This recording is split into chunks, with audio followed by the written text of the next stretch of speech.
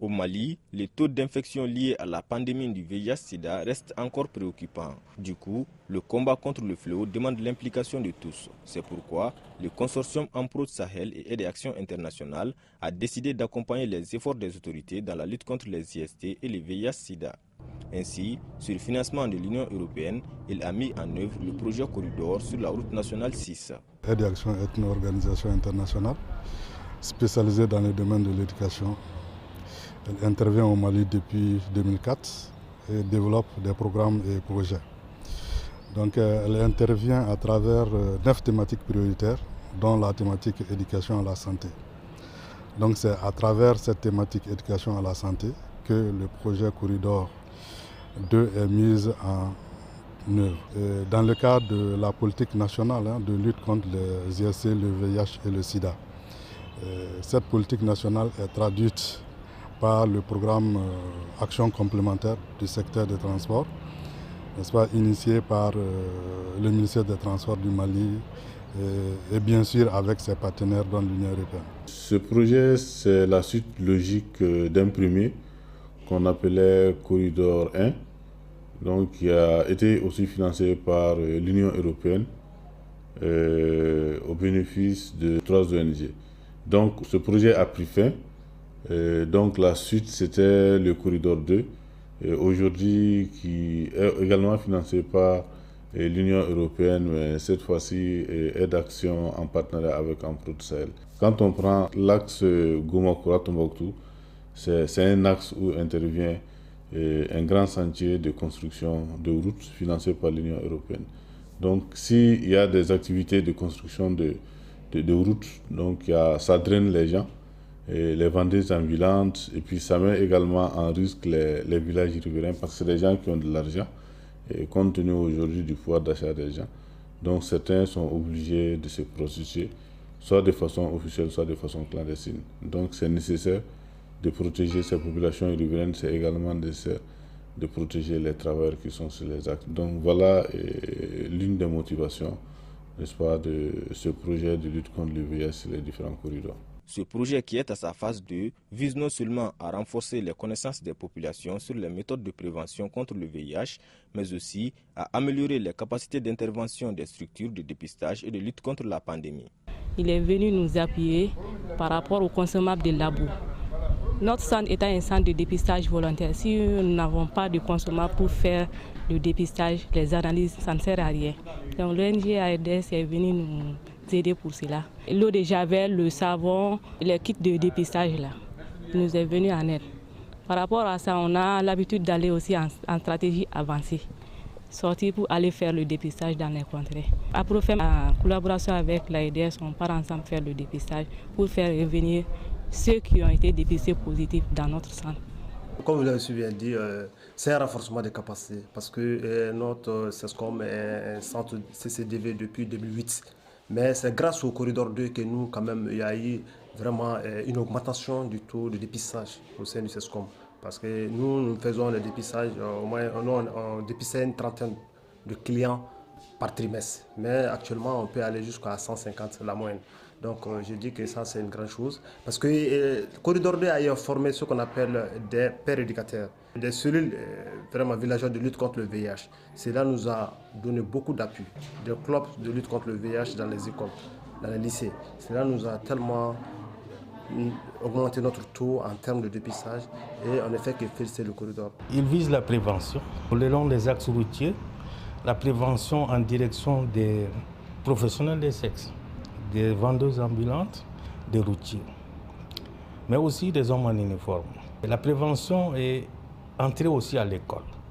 À l'école, nous avons formé des enseignants de 5e, 6e année pour apprendre aux élèves ce que c'est que le VIH, qu'est-ce que c'est que les IST, en vue de les préparer à mieux lutter dans le futur. Pour la concrétisation de ces actions sur les axes routiers Bamako-Badiangara et Ségou-Tombouctou, le projet Corridor 2 a su développer une approche participative basée sur les acteurs locaux. À cet effet, 300 pères éducateurs ont été formés, de même que près de 200 enseignants des écoles fondamentales, une cinquantaine d'agents de santé, 120 leaders communautaires et religieux et près de 200 membres des comités villageois et des fractions.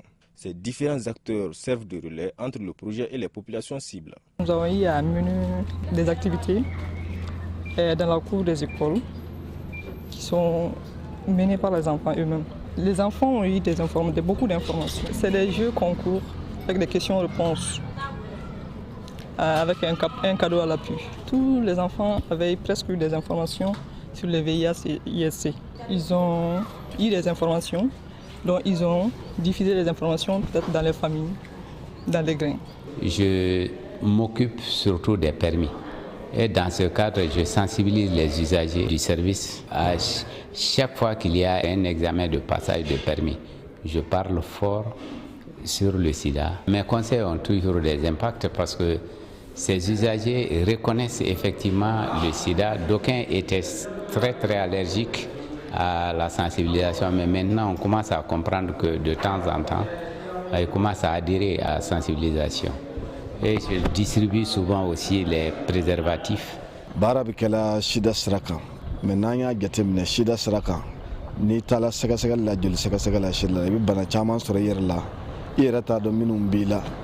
Ni yolu David la ko fana bolga pour que saka kenya. Kerangara ma amwele bla malislama be. O ka do ambe yoram nabi mo nga musofuru yi konfe tukuni. Ni ma ya furu ko dija ni muso abekata a joli sagasagal. Ka kenya nouveau don. Ka aga defu don ka bolo no fe ka kenya furu keli. Fo ka taa se mɔgɔ minnu bɛ yen n'u bɛ tiɲɛ musow ta dɔ fatula ka b'a ka muso to e nana k'i bɛna o muso furu siri i kan k'a dɔn mun bɛ cɛ dɔ in na n'a sala i yɛrɛ kan ka se ka labɛn kɛ o kama ka tila ka muso fana ta ɲɛɲini mun b'a la sisan n'a sɔrɔ ne bɛ se k'a furu donc n'i y'olu ɲɛ sɔrɔ tuma min na a bɛ sɔrɔ ka furu kɛ o kan mɛ n'a y'a suru ɲɔgɔn kan k'a sɔrɔ furu ma kɛ k'a sɔrɔ joli sɛgɛsɛgɛ ma kɛ a ye furu kɛ fɛn min ye cɛ dɔ in fa n'o kɛla bana jugu ye n'a sɔrɔla a bɛ muso yɛrɛ la o bɛ tila k'e yɛrɛ fana fa sida kɔni ye wulibali ye maa min y'a faamu o wulibali lo maa min m'a faamu wulibali lo parce que an ka kira Mamadu y'a fɔ an ye k'a fɔ diɲɛ laban bɛna se bana dɔ bɛna na a bɛna jɛnɛya sira de kan n'o ye tulonkɛ sira ye donc mɔgɔ minnu n'u m'u yɛrɛ kɔlɔsi n'a bana nana fura tɛ sɔrɔ a la. Les méthodes développées dans cette lutte contre le VIH sont essentiellement l'information, l'éducation et l'appui financier aux personnes vivant avec la maladie. Dans ce cadre, 300 personnes victimes du sida ont été prises en charge.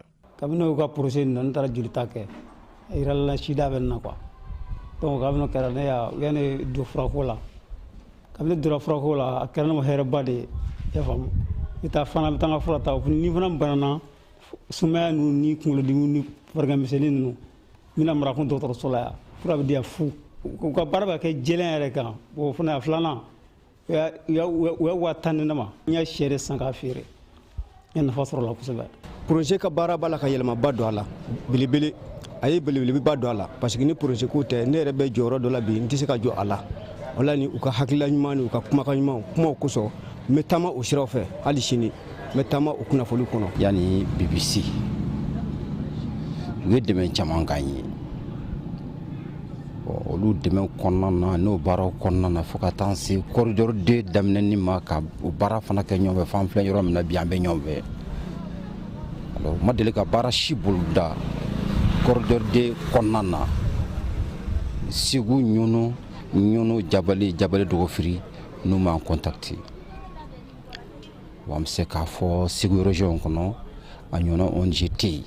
Au-delà de ces actions, les EOV, enfants orphelins du VIH, ont aussi bénéficié de plusieurs avantages du projet. Projet Corridor ADSI a nafa ɲa ye ne ka denw filɛ nin u fa tɛ yen nɔ u ye ne ka den musoman dɔ ta san o san u bɛ kalaminɛ d'a ma an bɛɛ b'a dɔn ne ye musomanin kelen kalan ye jamana de kalan seli mana se u bɛ fini di bɛɛ b'a dɔn seli la mɔgɔ hakili bɛ to sogo kura mɛ fini ko mɔgɔ hakili tɛ to la denmisɛnnin dun seli don n'a ma fini sɔrɔ a bɛ kasi u y'o k'anw ye u tilala ka dɛmɛ wɛrɛ k'anw ye tuguni o bɛɛ kɔfɛ u ka dɛmɛw ka ca finiko bɔra kalaminɛko bɔra ka tila k'anw denw ta ka t'u furakɛ dɔgɔtɔrɔso la ka wari bila dɔgɔtɔrɔso la muso filɛ nin n'a den banana ba de banana i den furakɛlen k'a bɔ sayara o ka di bɛɛ ne bɛ projet Corridor fo ka projet ADS fo ala ka projet ninnu taa ɲɛ. Je voulais que l'action Mopti a menée, c'est d'appuyer nos enfants. Les enfants qui sont scolarisés, ils ont donné des fournitures scolaires et les appuyer les femmes en AGR. Par rapport aux appuis aux OEV, ils ont eu un changement. Parce que les enfants qui ne pourront pas être à l'école ont pu faire grâce à cet appui. Parce que certains parents n'ont pas les moyens pour payer les fournitures scolaires aux enfants. Ces actions ont de ce fait permis à ces personnes infectées ou affectées par le VIH de ne pas se sentir marginalisées et exclues dans la société. Le projet Corridor est venu à Fana, ça fait 2 ans. Et nous travaillons en étroite collaboration avec les représentants locaux de Djeka Tagné. Donc ça a été vraiment un plus parce qu'ils nous ont appuyés. Et surtout dans le cadre de la prise en charge de VIH-Sida, les appuis se font très rares maintenant. Avec la crise socio-politique au niveau du Mali, ils ont fait la prise en charge sanitaire de plus de 20 enfants au niveau de notre site, des appuis vestimentaires et puis des AGR, donc des activités génératrices de revenus. Donc 10 patients VIH ont bénéficié de ces AGR et ces AGR qu'on a constitué un comité de suivi, y compris un gars de la mairie, un gars au niveau du CCRF et puis un gars du développement social au niveau du CCRF et puis un patient, un représentant de l'association IELE qui est une association des PV-VIH.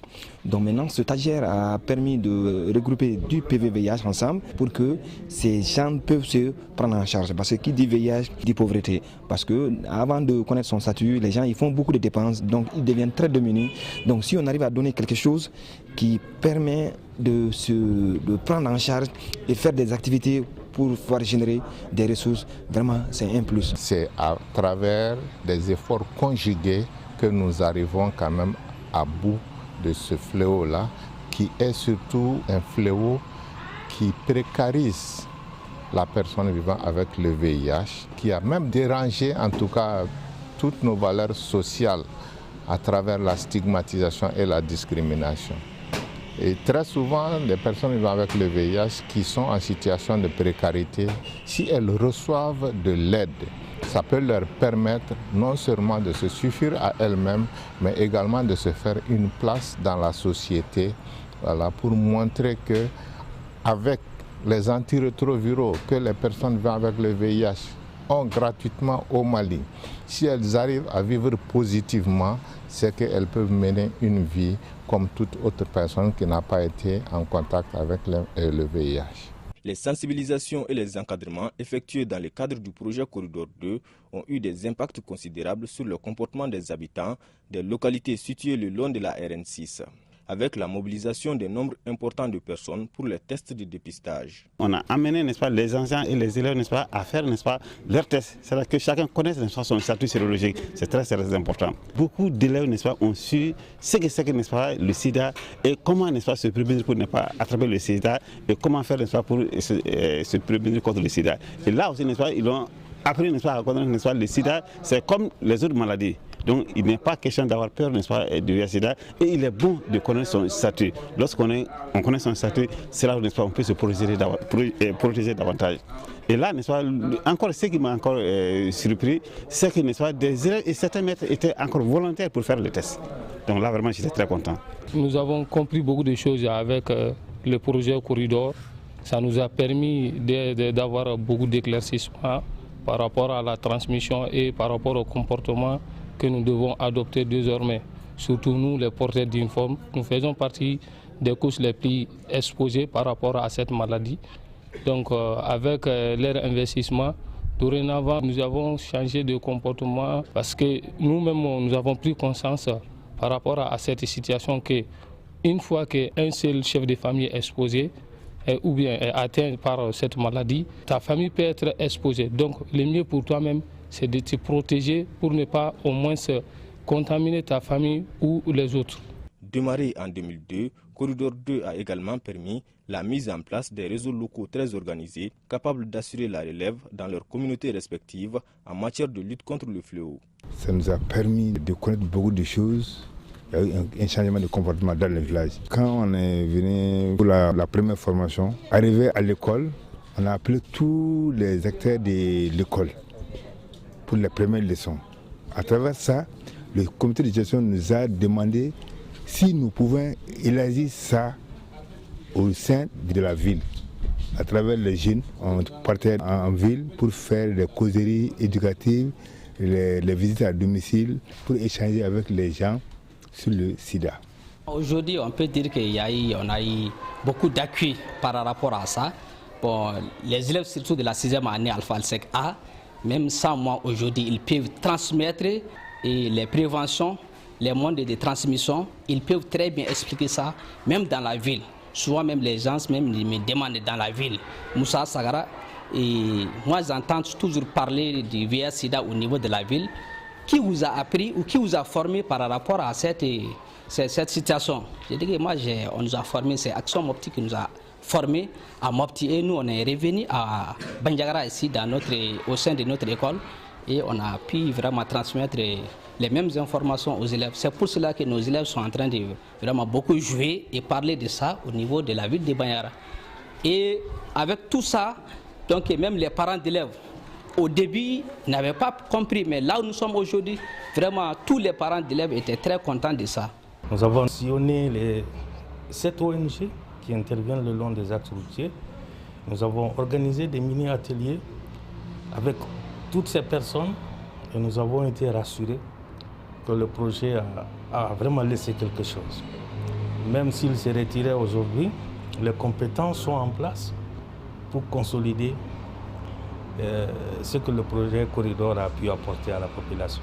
Lors de la célébration de la Journée internationale de la lutte contre le sida cette année, le secrétariat exécutif du Haut Conseil national de lutte contre le sida faisait état de 180 000 personnes infectées par le VIH au Mali. Raison pour laquelle les sections régionales de cette structure apprécient à leur juste valeur les investissements du projet Corridor 2 en 4e et en 5e région. Depuis le montage du projet jusqu'au financement et à la mise en œuvre, donc je peux dire que nous étions au début et à la fin de ce projet-là. Donc en ce qui concerne les leçons tirées, d'abord la principale leçon tirée est la concrétisation de la multisectorialité de la lutte contre le sida. C'est un projet, il faut le reconnaître, à impliquer, je peux dire, tous les acteurs qui interviennent dans le cadre de la lutte. D'abord à commencer par la population, représentée par les associations des personnes vivant avec le VIH, que ce soit à Djéné, que ce soit à Mopti, mais aussi bien sûr à Banyara.